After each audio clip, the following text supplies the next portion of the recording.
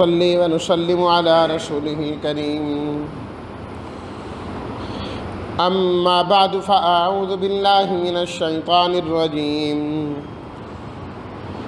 بسم الله الرحمن الرحيم يا أيها النبي اتق الله ولا تطع الكافرين والمنافقين إن الله كان عليما حكيما صدق الله مولانا العظيم اللهم صل على سيدنا ومولانا محمد وعلى آل سيدنا ومولانا محمد وبارك وسلم۔ سورۃ الاحزاب، اس سورت کے اندر 3 مسائل کو بیان فرمایا گیا ہے۔ نمبر 1، اس زمانے میں یہ بات مشہور تھی کہ جو آدمی سمجھدار ہوتا، ذہین ہوتا، تو اس کے متعلق کہا کرتے تھے کہ اس کے سینے میں 2 دل ہیں، یہ 2 دل والا ہے۔ اللہ رب العزت نے اس کی نفی کی، فرمایا کہ ہم نے کسی کے سینے میں 2 دل نہیں رکھے۔ نمبر 2، وہ لوگ جب اپنی بیویوں سے زہار کر لیتے، یہ کہتے کہ تو میرے لیے میری ماں کی طرح ہے، میری ماں کی پیٹھ کی طرح ہے، وہ عورتیں جو حلال نہیں ہیں ان کے ساتھ تشبیہ دے دیتے، تو اس کے بعد اس اپنی بیوی کو ماں کا درجہ ہی دیتے تھے کہ اب یہ بیوی نہیں رہی، یہ ماں ہو گئی ہے۔ اللہ تعالیٰ نے اس کی تردید بیان فرمائی کہ جن بیویوں سے تم زہار کر لو وہ تمہاری مائیں نہیں بنتی، بیوی بیوی ہوتی ہے، ماں ماں ہوتی ہے۔ تیسری چیز ارشاد فرمائی، اور اس زمانے میں یہ ایک رسم تھی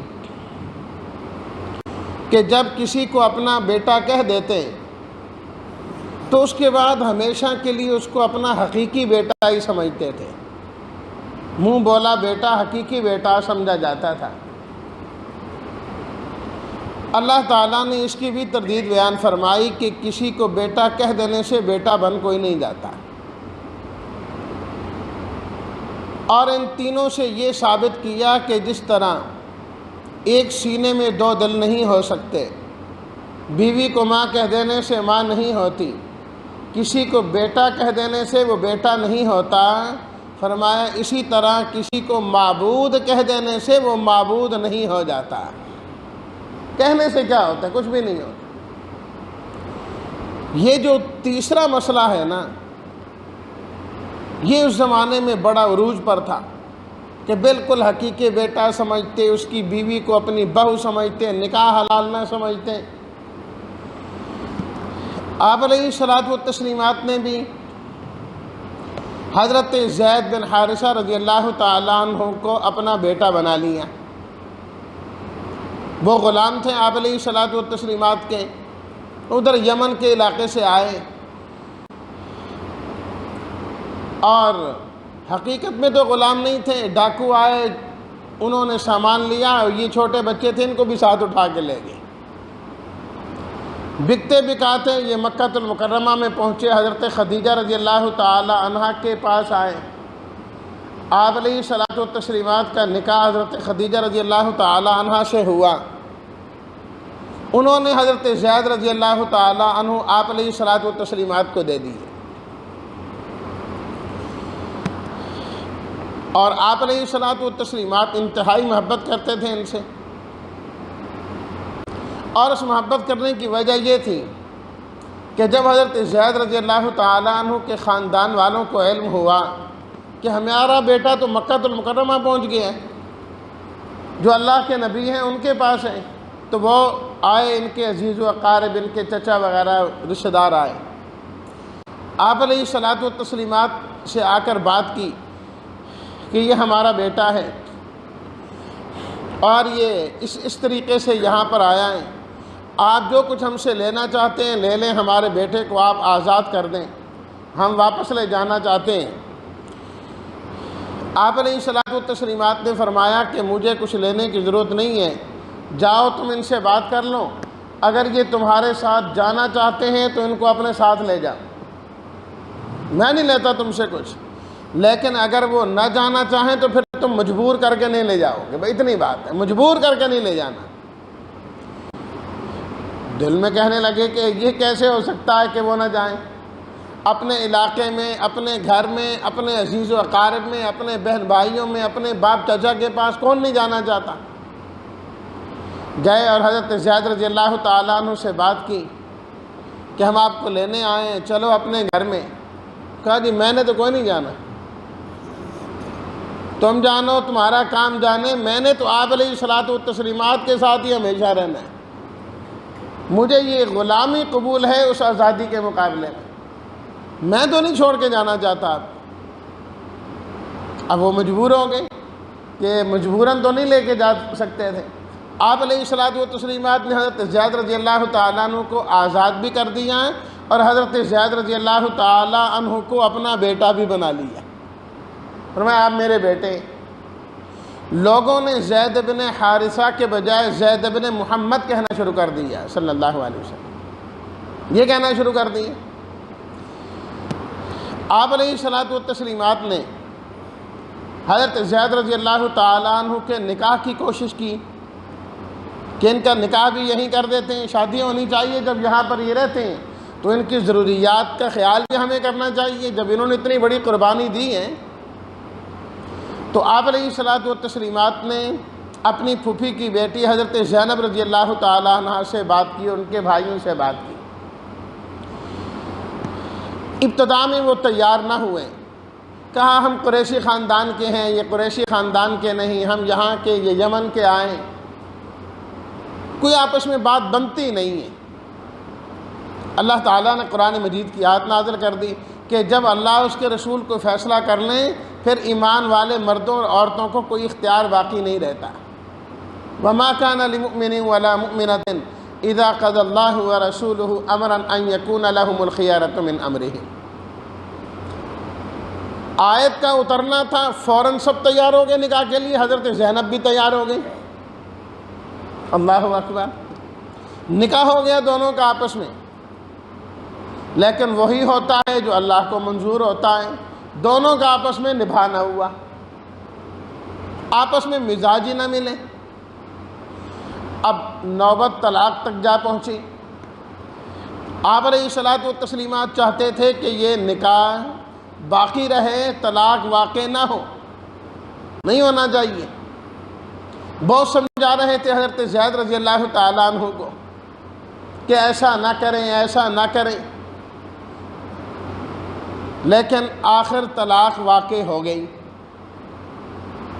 اللہ تعالیٰ نے فرمایا کہ ہمیں پتہ ہے وَإِذْ تَقُولُ لِلَّذِي أَنْعَمَ اللَّهُ عَلَيْهِ وَأَنْعَمْتَ عَلَيْهِ أَمْسِكْ عَلَيْكَ زَوْجَكَ، جب آپ اس سے فرما رہے تھے جس پر اللہ نے بھی انعام کیا، آپ نے بھی بڑا انعام کیا حضرت زید، کہ اپنی بیوی کو روک کر رکھو، ڈرو اللہ سے، نہ یہ کام کرو۔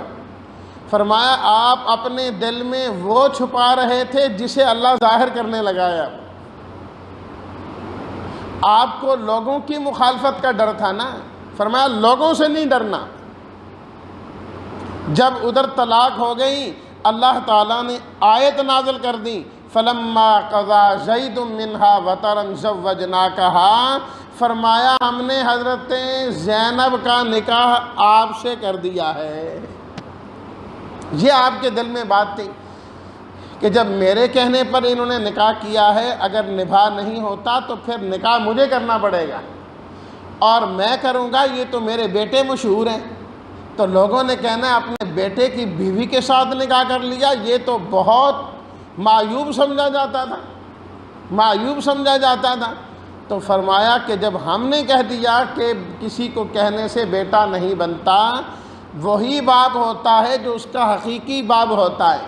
ادعوہم لآبائہم، ان کو اپنے باپ کے ناموں سے پکارا کرو۔ جان بوجھ کر تم غیر کا نام لوگے تو یہ گناہ ہے۔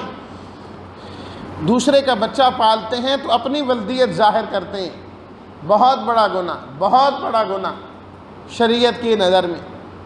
تو اللہ تعالیٰ نے اس طرح نکاح کرا دیا۔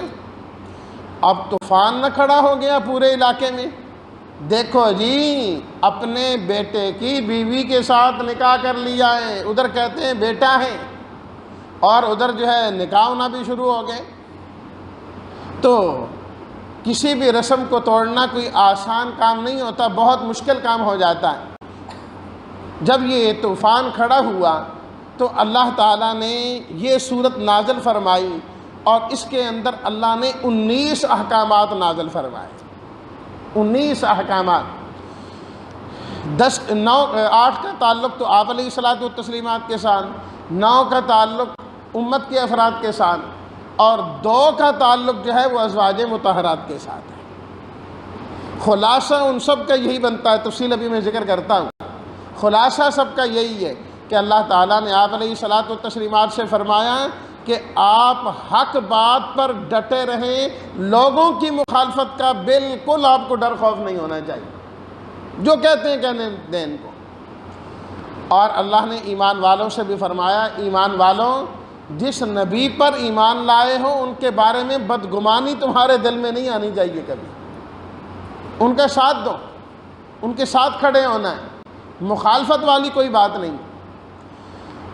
اور ازواج مطہرات سے فرمایا کہ تم نے بھی آپ علیہ الصلاۃ والتسلیمات کا ساتھ دینا ہے۔ اگر گھر والے ہی مخالفت کرنا شروع ہو جائیں تو انسان کے لیے کام کرنا بہت مشکل ہو جاتا ہے، مشکل ہو جاتا ہے کہ گھر والے ساتھ نہیں دے رہے۔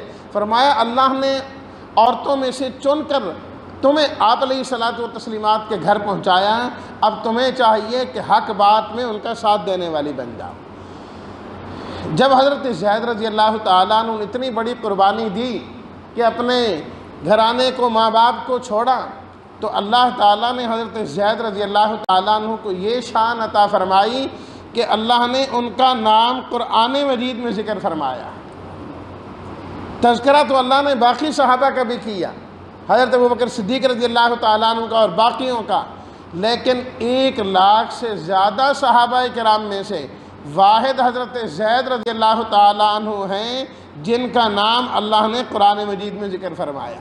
فلما قضا زید منہا وطرن، آیت نمبر 37 کے اندر۔ تو اللہ رب العزت کے ہاں ایمان والے کی کتنی شان ہے، اور نبی کریم صلی اللہ علیہ وسلم کے غلاموں کی کتنی شان ہے۔ اللہ نے آپ کے غلاموں کا نام اور تذکرہ بھی قرآن مجید میں فرمایا ہے۔ اللہ اکبر۔ صلح حدیبیہ کے بعد مشرکین مکہ کا ایک وفد آپ علیہ الصلاۃ والتسلیمات کی خدمت میں آیا، یہ کہنے کے لیے کہ آپ کی اور ہماری مخالفت کو ایک بڑا عرصہ گزر گیا، مکہ المکرمہ میں بھی مخالفت رہی، مدینہ منورہ آئے یہاں پر بھی رہی، جنگیں بھی ہو چکی ہیں، غزوہ بدر ہو چکا ہے، غزوہ احد ہو چکا ہے۔ اب ہم چاہتے ہیں کہ صلح صفائی کریں اور اس کام کو ختم کر دیں، یہ لڑائی جھگڑے اور یہ نہیں ہونے چاہیے۔ بھئی وہ کس طرح صلح صفائی ہوگی؟ کہنے لگی کہ اس کا طریقہ یہ ہے کہ آپ اللہ کی وحدانیت بیان کریں، اللہ کی عظمت بیان کریں، جو ہو سکتا ہے آپ اپنا مثبت کام کرتے رہیں، آپ نے ہمارے معبودوں کو نہیں چھیڑنا، ان کی نفی نہیں کرنی۔ بس آپ یہ نہ کہیں کہ یہ کوئی خدا نہیں ہے، یہ کچھ نہیں کر سکتے، ان کے اختیار میں کچھ نہیں ہے، ان کو سجدہ نہ کیا کہ بس ان کی مذمت آپ نہ کریں، آپ اپنے رب کی صفات اور خوبیاں بیان کرتے رہیں۔ بس اس طریقے سے آپ کی اور ہماری لڑائی ختم ہوگی۔ اللہ نے قرآن مجید کی آیات نازل کر دی۔ سورہ احزاب کی پہلی آیات، یا ایھا النبی اتق اللہ، اے ہمارے نبی صلی اللہ علیہ وسلم اللہ سے ڈریے، ان کافروں اور منافقوں کی بات بالکل نہیں ماننی، بالکل نہیں ماننی۔ واتبع ما یوحیٰ الیک من ربک، جو وحی آپ کی طرف آئی ہے آپ نے اس کی اتباع کرنی ہے۔ ان کی بات نہ مانیں، مخالفت کریں، دشمنی کریں تو بہت مشکل ہے۔ یہ تو سارے لوگ ایک طرف ہیں، سارا کفر ایک طرف ہے۔ فرمایا کوئی بات نہیں، وتوکل علی اللہ، اللہ کی ذات پر توکل کریں آپ۔ جو اللہ کی ذات پر توکل کرتا ہے سارے کافر مل کر بھی اس کا کچھ نہیں بگاڑ سکتے۔ پھر اللہ تعالیٰ نے احکامات کا سلسلہ شروع کیا، فرمایا النبی اولیٰ بالمؤمنین من انفسہم، اے ایمان والوں، اللہ کے نبی ایمان والوں پر ان کی اپنی جانوں سے بھی زیادہ شفیق ہیں۔ کوئی ایمان والا اپنے آپ کے ساتھ اتنا مخلص نہیں ہو سکتا اور مہربان نہیں ہو سکتا جتنے اللہ کے نبی تمہارے ساتھ مخلص ہیں، مہربان ہیں اور شفیق ہیں۔ ایسے نبی کی مخالفت کبھی نہ کرنا۔ وَإِذْ أَخَذْنَا مِنَ النَّبِيِّينَ، آپ علیہ الصلاۃ والتسلیمات سے فرمایا کہ ہم نے سب نبیوں سے یہ وعدہ لیا تھا کہ آپ نے اللہ کی طرف سے آنے والا حکم امتیوں تک پہنچانا ہے، تو لہٰذا جب آپ احکام پہنچائیں تو یہ آپ کو پہنچانا ہوگا اور اس پر عمل کرنا ہوگا کہ کسی کو بیٹا کہہ دینے سے بیٹا نہیں بن جاتا۔ اگر وہ بعد میں طلاق دے دے اپنی بیوی کو تو اس کی بیوی سے نکاح کیا جا سکتا ہے۔ یا ایھا الذین آمنوا اذکروا نعمت اللہ علیکم، اے ایمان والو تم حق بات پر ڈٹ جاؤ، کھڑے ہو جاؤ، اللہ تمہاری مدد فرمائیں گے، جس طرح کہ غزوہ خندق اور غزوہ احزاب میں اللہ نے تمہاری مدد کی تھی۔ دوسرے اور تیسرے رکوع میں اللہ نے غزوہ احزاب کا ذکر کیا۔ خلاصہ اس کا یہ ہے کہ سن 4 یا 5 ہجری میں مشرکین کے جو مختلف قبائل تھے وہ آپس میں جمع ہوئے، کہنے لگے کہ ہم یوں کرتے ہیں کہ سارے کے سارے مل کر نہ مدینہ منورہ پر حملہ کر دیتے ہیں۔ غزوہ بدر تو پہلے ہو چکا تھا، ناکام ہو کر گئے۔ غزوہ احد کے اندر اگرچہ صحابہ کرام کی شہادتیں ہوئیں لیکن وہ گئے تو ناکامی کو چیز تو ساتھ نہ لے کر گئے، نہ مدینہ پر قبضہ کر سکے نہ کچھ ہے، تو گویا کہ کامیابی نتیجتاً وہاں پر بھی صحابہ کرام کو آپ علیہ الصلوۃ والتسلیمات کو ملی۔ کہنے لگے کہ اب ہم سب جمع ہو کر نہ حملہ کر دیتے ہیں مدینہ پر اور ختم کر دیں گے ان مسلمانوں کو اور قبضہ کر لیں گے، بات ختم ہو جائے گی۔ ادھر ادھر کے قبائل یہ وہ سب سے رابطہ کیا، تقریباً 12,000 کا لشکر تیار ہو گیا۔ آپ علیہ الصلوۃ والتسلیمات کو معلوم ہوا، آپ علیہ الصلوۃ والتسلیمات نے صحابہ کرام سے مشورہ کیا کہ ہمیں کیا کرنا چاہیے۔ سب نے کہا ہم تو مقابلہ کریں گے، ہم تو نہیں ہاتھ پہ ہاتھ رکھ کے بیٹھنے والے۔ اچھا جی کس طریقے سے مقابلہ کیا جائے، مدینہ کے اندر رہ کر یا باہر نکلیں؟ کہا جی مدینہ سے باہر نکلیں، ان کو کیوں اندر آنے دیں، ان کو ہم نے اندر داخل ہی نہیں ہونے دینا مدینہ میں۔ حکمت عملی کیا ہونی چاہیے؟ مختلف مشورے آئے۔ حضرت سلمان فارسی رضی اللہ تعالیٰ عنہ عرض کرنے لگے جی میرا مشورہ تو یہ ہے کہ ہم اس راستے پر جہاں سے انہوں نے آنا ہے، مدینہ میں داخل ہونے کا جو راستہ ہے، وہاں ہم جو ہے نا خندق کھود دیتے ہیں کہ ہمارے ہاں کسرا کے اندر اسی طریقے سے ہوتا ہے، فارس میں اسی طریقے سے ہوتا ہے، اور عرب میں خندقیں کھودنے کا رواج نہیں تھا۔ آپ علیہ الصلوۃ والتسلیمات کو یہ مشورہ پسند آیا اور اسی پر فیصلہ کیا کہ اس راستے پر خندق کھود دیتے ہیں۔ اس لیے تو اس غزوے کو غزوہ خندق کہا جاتا ہے، غزوہ احزاب بھی کہا جاتا ہے۔ احزاب کا معنی ہوتا ہے لشکر، سارے لشکر اقوام متحدہ جمع ہو کے آئے، سب کے سب، کہ بس اب اس بستی کو ہم نے ختم کر دینا ہے، باقی رہنے نہیں دینا۔ آپ علیہ الصلوۃ والتسلیمات حضرات صحابہ کرام رضوان اللہ تعالیٰ علیہم اجمعین اس میں شریک ہوئے، انتہائی بھوک اور افلاس کے ساتھ، کھانے کے لیے کچھ نہیں، پینے کے لیے کچھ نہیں۔ آپ علیہ الصلوۃ والتسلیمات خود بھی لگے ہوئے ہیں، جان پر بنی ہوئی ہے، بڑا مشکل وقت آیا ہوا۔ اللہ تعالیٰ نے خود فرمایا ہنالک ابتلی المؤمنون، ایمان والوں کو آزمایا گیا اس وقت۔ وزلزلوا زلزالا شدیدا، فرمایا سخت ہلایا گیا، ان کو جھنجھوڑا گیا کہ اب کیا بنے گا۔ مکہ تو چھوڑ کے آ گئے، مدینہ میں ہم نے رہائش اختیار کی، اور تو جگہ کوئی نہیں، سارے کافر مل کر ہم پر حملہ کرنے لگے ہیں۔ صرف باہر کے نہیں، ان لوگوں نے مدینہ کے رہنے والے جو یہود تھے، بنو نذیر اور بنو قریظہ، ان سے بھی رابطے کیے، ان کو کہا باہر سے ہم حملہ کریں گے، اندر سے تم نے کرنا ہے، ان کو چھوڑنا ہی نہیں ہے۔ اللہ اکبر۔ لیکن فرمایا کہ صحابہ کرام اس کے باوجود بھی شیشہ پلائی دیوار بن گئے، اور روایات میں آتا ہے کہ بھوکے ہیں، پیٹ پر پتھر باندھے ہیں، لیکن شوق سے لگے ہیں، خندق کھودی جا رہی ہے، اور اللہ اکبر، زبان پر اللہ کی حمد و ثنا ہے، اللہ کی توحید کے جو ہے وہ نعرے ہیں، اور زبان سے یہی کہہ رہے ہیں نحن الذین بایعوا محمدا علی الجہاد ما بقینا ابدا، بخاری شریف۔ پروردگار جب تک ہم زندہ ہیں ہم نے آپ علیہ الصلوۃ والتسلیمات کے ہاتھ پر بیعت کی ہے، ہماری جان میں جان رہے گی تو آپ کے ساتھ جہاد رہے گا، ہم نہیں بھاگنے والے۔ آپ علیہ الصلوۃ والتسلیمات جب صحابہ کرام کا یہ جذبہ دیکھ رہے تھے، یہ شوق شہادت دیکھ رہے تھے، یہ شوق جہاد دیکھ رہے تھے، تو آپ علیہ الصلوۃ والتسلیمات دیکھ دیکھ کر خوش بھی ہو رہے ہیں اور ان کے لیے دعائیں بھی کر رہے ہیں۔ اللہم لا عیش الا عیش الآخرہ فاغفر للانصار والمہاجرہ، اے اللہ اصل زندگی تو آخرت کی زندگی ہے، اصل زندگی تو آخرت کی ہے، یہ دنیا کی زندگی ہے گزر جائے گی، یہ بھوکے ہیں، یہ پیاسے ہیں، ان کے پاس کھانے کے لیے کچھ نہیں، پیٹ پہ پتھر باندھ کے چھوٹے چھوٹے پتھر باندھے ہیں تاکہ پیٹ میں زیادہ تکلیف نہ ہو بھوک کی وجہ سے۔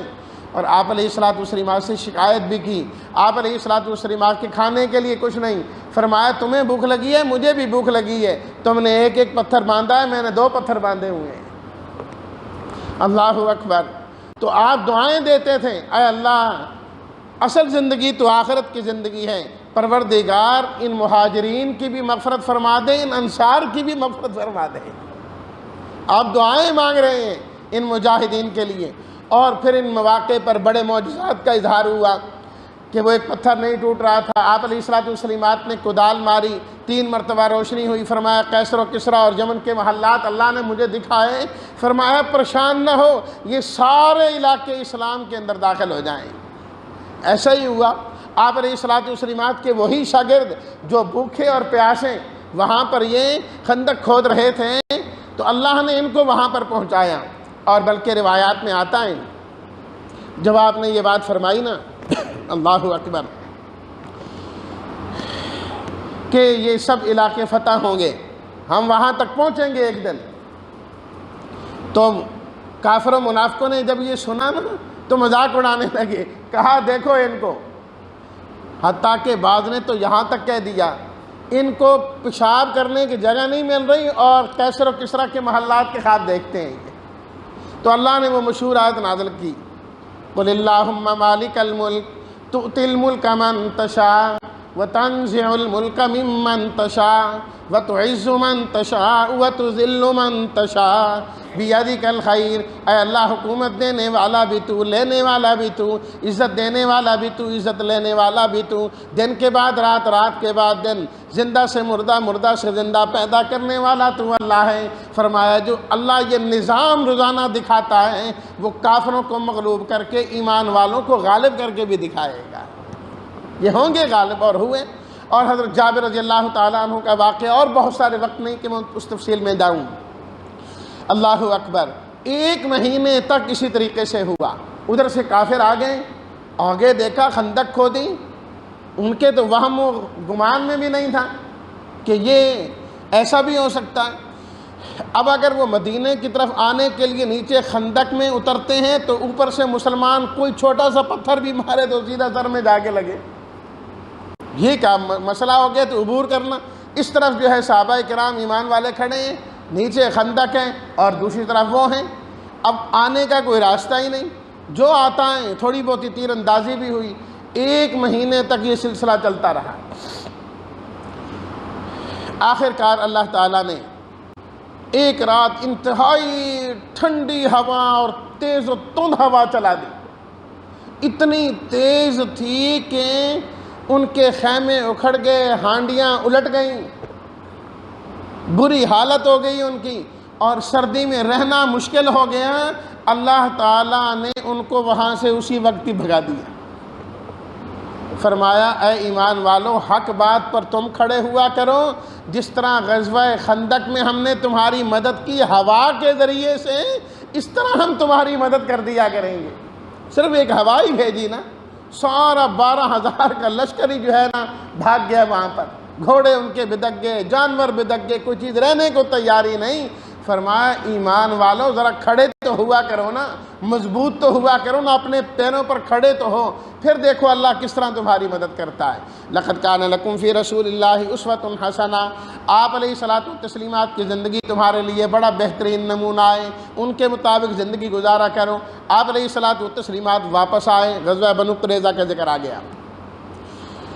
غزوہ خندق کی کامیابی کے بعد آپ غسل کرنے لگے، جبریل امین آ گئے، اسلحہ پہنا ہوا ہے۔ ہاں جی کیا جی آپ نے ختم جہاد؟ ہاں جی واپس کہا نہیں ہم نے نہیں اسلحہ اتارا ابھی، اب کیا حکم ہے جی؟ یہ جو مدینہ کے اندر رہنے والے ہیں، بنو قریظہ والے، جنہوں نے غداری کی معاہدہ تمہارے ساتھ اور مل گئے ان کافروں کے ساتھ کہ ہم بھی حملہ کریں گے، وہ ناکام ہو گئے تو یہ بھی ناکام، فرمائے ان کی ذرا خبر گیری کرو۔ آپ علیہ الصلوۃ والتسلیمات خود بھی تیار ہوئے، صحابہ کرام جو 1 مہینے سے تھکے ہوئے تھے، اس سے پہلے خندق بھی کھود چکے تھے، آپ نے فرمایا چلو بھئی یہاں سے نکلو۔ ظہر کی نماز ہو گئی تھی، عصر کی ہونی تھی، فرمایا عصر کی نماز ہم بنو قریظہ میں جا کے پڑھیں گے، یہاں ہم نے نہیں ٹھہرنا۔ وہاں گئے، کئی دن تک ان کا محاصرہ کیا، وہ قلعہ بند ہو گئے۔ آخر کار خود کہنے لگے جو فیصلہ حضرت سعد بن معاذ رضی اللہ تعالیٰ عنہ کریں گے وہ ہمیں قبول ہوگا۔ وہ انصار کے سردار تھے، زخمی ہو گئے تھے وہ بھی خندق کے موقع پر، ان کو لایا گیا تو انہوں نے کہا میرا فیصلہ تو یہ ہے کہ ان کے جو فوجی ہیں نا، یہ جو مرد ہیں، ان سب کو قتل کر دیا جائے، عورتوں کو قید کر دیا جائے۔ آپ علیہ الصلوۃ والتسلیمات نے فرمایا یہ فیصلہ جو تم نے کیا ہے یہ آسمانی فیصلہ ہے، اللہ نے آپ کی زبان سے یہ جاری کرا دیا۔ تو فرمایا کہ اس طرح بنو نذیر کو تو وہاں سے نکال دیا گیا، قریظہ والے قتل کر دیے گئے، اللہ نے ادھر بھی کامیابی عطا فرما دی، ادھر بھی کامیابی عطا فرما دی۔ یا ایھا النبی، اللہ تعالیٰ نے آپ علیہ الصلوۃ والتسلیمات سے فرمایا آپ اپنی بیویوں سے فرما دیں اگر تمہیں دنیا چاہیے، اس کی زیب و زینت چاہیے، آؤ میں تمہیں دے کر رخصت کر دیتا ہوں۔ جب فتوحات ہوئیں، مال غنیمت آیا تو ازواج مطہرات نے آپ علیہ الصلوۃ والتسلیمات سے عرض کی کہ اب ہمارا خرچہ بھی ذرا بڑھا دینا چاہیے، آپ سال کا خرچہ اکٹھا دے دیتے تھے، آپ کو یہ بات اچھی نہ لگی کہ میری بیویاں ہوں اور مطالبہ کریں دین کا دنیا کا کہ ہمیں زیادہ دیا جائیں، کچھ ناراض ہو گئے تو اللہ تعالیٰ نے آیت نازل کر دی آپ اپنی بیویوں سے فرما دیں اگر دنیا چاہیے تو پھر یہاں سے رخصت ہو جاؤ، اگر اللہ اور اس کے رسول اور آخرت یعنی دین چاہیے تو اللہ نے تمہارے لیے بہت بڑا اجر تیار کیا ہے۔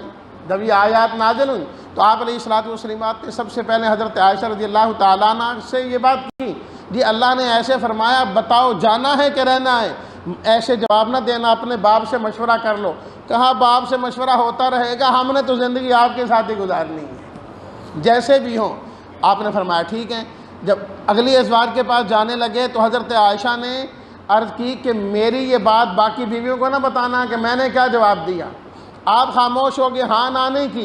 جس بیوی کے پاس گئے آپ نے یہی کہا پہلے میں نے عائشہ سے بات کی ہے تو انہوں نے تو مجھے کہا ہے میں نے یہیں رہنا ہے، میں نے یہیں رہنا ہے۔ ہر ایک کو آپ نے بتایا آپ کے پاس ہی رہنی، وہ دنیا لینی تھوڑی آئی تھی، سب اسی پر راضی ہوئیں۔ پھر اللہ نے ان کی شان بیان کی، یا نساء النبی، اے میرے نبی کی بیویوں تم پاک دامن رہنا، اگر تم نے غلطی کی تو تمہیں سزا بھی بڑی سخت ہوگی، تم عام عورتوں کی طرح نہیں ہو، لستن کاحد من النساء، تمہیں چاہیے تقوی اختیار کرو، فلا تخضعن بالقول، جب کسی سے بات کرنے کی ضرورت پڑے تو نرم لہجے سے بات نہ کیا کرو، کسی غیر محرم سے۔ بیوی ہو اللہ کے نبی کی، بیٹی ہو صدیق اکبر کی، اور ماں ہو امت کی، اللہ پھر بھی فرمائے تم نے کسی سے نرم لہجے میں بات نہیں کرنی۔ یہاں تو کہتے نہیں جی نہیں یہ تو میری بہن ہے جی، اس کو تو میں نے بہن کی کہا ہوا ہے۔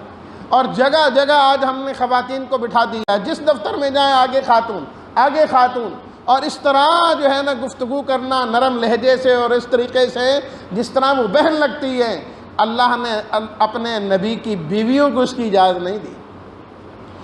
اللہ اکبر۔ فرمایا وَقَرْنَ فِي بُيُوتِكُنَّ، میرے نبی کی بیوی اپنے گھروں کے اندر رہا کرو، تم باہر نہ نکلا کرو، تمہارا کام ہے نماز پڑھنا، زکوٰۃ ادا کرنا، اللہ اور اس کے رسول کی اطاعت کرنا۔ اللہ تعالیٰ چاہتا ہے کہ تم سے ہر قسم کی ناپاکی کو ختم کریں، اور تم گھر میں رہ کر میرے آیات کو تلاوت کیا کرو، میری آیات کو تلاوت کیا کرو۔ عورتیں آئیں آپ علیہ الصلوۃ والتسلیمات کے پاس، کہنے لگیں سارا قرآن تو مردوں سے بھرا پڑا ہے، ہمارا تذکرہ ہی کوئی نہیں ہے، جہاں تذکرہ ہے مردوں کا ہے، مردوں کا ہے۔ بھئی عورتیں تو تابع ہیں نا مردوں کے، تو جو حکم مردوں کے لیے عورتوں کے لیے بھی وہی ہے، تو ہمارا تذکرہ تو نہیں۔ اللہ نے آیت نازل کر دی، ان المسلمین والمسلمات والمؤمنین والمؤمنات والقانتین والقانتات، اسلام والے مرد ہوں کہ عورتیں، مومن مرد ہوں کہ عورتیں، فرمانبردار مرد ہوں کہ عورتیں، سچ بولنے والے، صدقہ کرنے والے مرد ہوں کہ عورتیں، صبر کرنے والے مرد ہوں کہ عورتیں، خشوع خضوع کرنے والے مرد ہوں کہ عورتیں، صدقہ کرنے والے مرد ہوں کہ عورتیں، روزہ رکھنے والے مرد ہوں کہ عورتیں، شرمگاہوں کی حفاظت کرنے والے مرد ہوں کہ عورتیں، اللہ کو کثرت کے ساتھ یاد کرنے والے مرد ہوں کہ عورتیں، اللہ نے سب کے لیے مغفرت اور اجر عظیم تیار کیا ہے۔ فرمایا کہ یہ تو فرق دنیا کے اعتبار سے اللہ نے رکھا، کسی کو حاکم بنائے، کسی کو محکوم، آخرت کے اعتبار سے کوئی فرق نہیں ہے۔ جو ثواب اللہ مرد کو نماز پر عطا فرماتے ہیں، عورت کو بھی اللہ وہی اجر عطا فرماتے ہیں۔ جہاد میں مرد جائے اللہ ثواب دیتے ہیں، عورت حج کر لے اللہ وہی ثواب عطا فرما دیتے ہیں۔ ما کان علی النبی، فرمایا نبی پر کسی قسم کی تنگی نہیں ہونی چاہیے اس حکم میں جو اللہ نے نازل کر دیا، کسی نبی کو اللہ کے علاوہ کسی سے نہیں ڈرنا چاہیے۔ آپ علیہ الصلوۃ والتسلیمات تم میں سے جوان مردوں کے باپ ہے ہی نہیں، بیٹے آپ کے بچپن میں فوت ہو گئے، بیٹیاں بڑی ہوئیں، جب بیٹا بڑا ہی نہ ہوا، آپ کا کوئی حقیقی بیٹا نہ ہوا، جب بیٹا نہیں ہے تو آپ کی بہو کہاں سے آ گئی کہ تم جو شور کرتے ہو کہ نکاح کر لیا۔ اچھا اولاد نہیں، عام طور پر یہ ہوتا ہے کہ جس کی اولاد نہ ہونا وہ رحم دلی سے اور ایسی چیزوں سے خالی ہوتا ہے، شفقت اس میں کم ہوتی ہے، تجربہ یہ ہے۔ تو جی پھر آپ کا بھی تو بیٹا نہیں، فرمایا ولیکن رسول اللہ، اللہ کے رسول تو ہیں۔ باپ اولاد کے ساتھ اتنا شفیق نہیں ہوتا جتنا اللہ کا پیغمبر اپنی امت کے ساتھ شفیق ہوتا ہے۔ وخاتم النبیین، اور اللہ نے آپ کو خاتم النبیین بنایا۔ ایمان والو اللہ کو کثرت کے ساتھ یاد کیا کرو۔ پھر آپ علیہ الصلوۃ والسلامات کی صفات، انا ارسلناک شاہدا، ہم نے آپ کو حق کی گواہی دینے والا بنا کر بھیجا، خوشخبری سنانے والا، ڈر سنانے والا، اللہ کی طرف بلانے والا بھیجا۔ آپ ایمان والوں کو بتا دیں کہ تمہارے لیے اللہ کی طرف سے بہت بڑا فضل ہے۔ کافروں اور منافقوں کی کبھی بات نہیں ماننی اور ان کی عذاب سے، تکلیفوں سے ڈرنا بھی نہیں، اللہ پر اعتماد کرنا ہے۔ اس طرح بڑے کثرت کے ساتھ احکام ہے، صرف فرض بیان کرنا بھی مشکل ہے۔ ان اللہ و ملائکتہ، اے لوگوں جب آپ علیہ الصلوۃ والتسلیمات اتنا بڑا کام کر رہے ہیں تو تم آپ علیہ الصلوۃ والتسلیمات کو تحفہ تو پیش کیا کرو نا۔ تم ہمارے نبی کو کیا تحفہ دے سکتے ہو؟ فرمایا اس سے بڑا کوئی اور تحفہ نہیں ہے، تم آپ علیہ الصلوۃ والتسلیمات کی ذات پر درود شریف سلام بھیجا کرو صلی اللہ علیہ وسلم۔ یا ایھا الذین آمنوا صلوا علیہ وسلموا تسلیما۔ اور آخر میں فرمایا یا ایھا الذین آمنوا لا تکونوا کالذین آذوا، یا ایھا الذین آمنوا اتقوا اللہ، اے ایمان والو اللہ کی نافرمانی سے ہمیشہ بچتے رہو، بات سیدھی کیا کرو۔ جب اللہ کی نافرمانی سے بچو گے، بات سیدھی کرو گے، اللہ تمہارے سارے عمل سنوار دیں گے، تمہارے کام بنا دیں گے اور تمہارے گناہوں کو معاف فرما دیں گے۔ اس لیے ہمیشہ تم نے اتباع کرنی ہے۔ سورہ سبا، فرمایا کبھی ناشکری نہ کرنا۔ قوم سبا کو دیکھو، ناشکری کی اللہ تعالیٰ نے تباہ و برباد کر دیا اسے، اور اس کے ساتھ اللہ تعالیٰ نے اپنی توحید اور وحدانیت کو بیان کیا۔ سورہ فاطر، اس میں پھر اللہ تعالیٰ نے اپنی توحید اور وحدانیت کو بیان کیا، پہلے دوسرے رکوع میں بڑی وضاحت کے ساتھ، جو اکثر چیزیں میں ذکر کر چکا ہوں، صرف ایک آیت کا حوالہ دوں گا۔ ثم اورثنا الکتاب الذین اصطفینا، فرمایا کہ یہ قرآن مجید ہم اسے عطا کرتے ہیں جسے اپنے بندوں میں سے چن لیا کرتے ہیں، چنے ہوئے لوگوں کو دیتے ہیں۔ فرمایا وہ ایک الگ بات ہے، وہ ہوتے تین قسم کے لوگ ہیں۔ فَمِنْهُمْ ظَالِمٌ لِنَفْسِهِ، کتاب کا وارث ہوتا ہے لیکن کمی کوتاہی کا شکار ہوتا ہے۔ نمبر 2 درمیانہ ہوتا ہے۔ نمبر 3 بہت ہی نیک ہوتا ہے۔